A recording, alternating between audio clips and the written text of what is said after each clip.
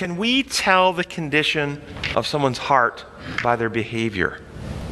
No. The Bible says, by their fruits ye shall know them, but does fruits mean exclusively behavior?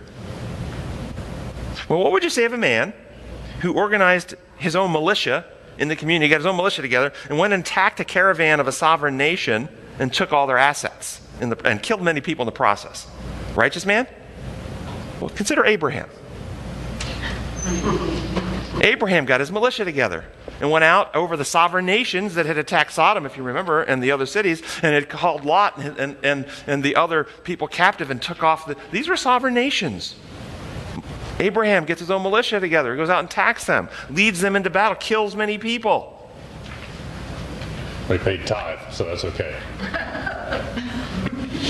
And he did pay tithe on all of his... we'll get to that point in a moment. So we look at his behavior. Thou shalt not kill. Abraham did.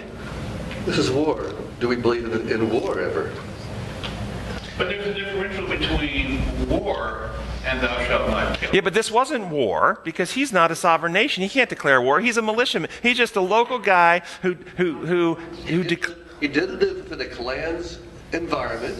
They invaded his clan's territory. They took his clan's family, flocks, possessions. They did. So this is war. Out of another sovereign Correct. government. So this is war between two sovereign governments. Abraham was the spiritual and material leader for his clan. And So war justifies killing. at times, yes. War is not covered by thou shalt not kill. Really? I don't think so. Well, his was a rescue mission, really, and he was out to rescue people. Yes, thou shalt not murder. Yeah, there's a difference. Was Abraham a person who liked to kill? Was he bloodthirsty? No. Or was he a person who valued life and wanted to spare life? Yes. And how do we know? We do know. And we're pleading for Lot and Sodom and Gomorrah. There you go. God himself comes, I'm going to destroy Sodom, and Abraham says, they deserve it, get them good. No, he argues for it. So we see Abraham's heart. So this action on Abraham's part to rescue Lot, this was not an action intending to kill as many people and make them punished. It's an act of vengeance. This was a rescue mission. Yes, and so the reason I point this out, because there's a contrast to simple behavior. On a very simplistic, superficial level, he got a militia together, he went out, attacked, he killed, that's bad. That's a very superficial way of looking. This is why many people look at life. But that's the outward appearance.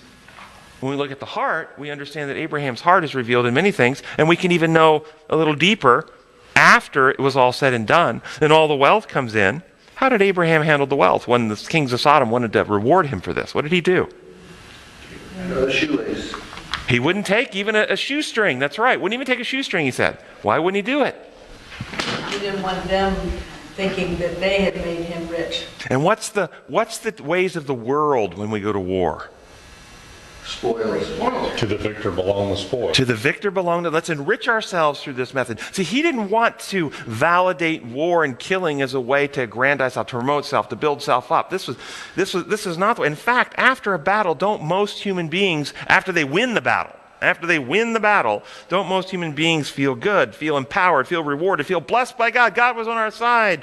And they celebrate, and they have a great celebration of their victory.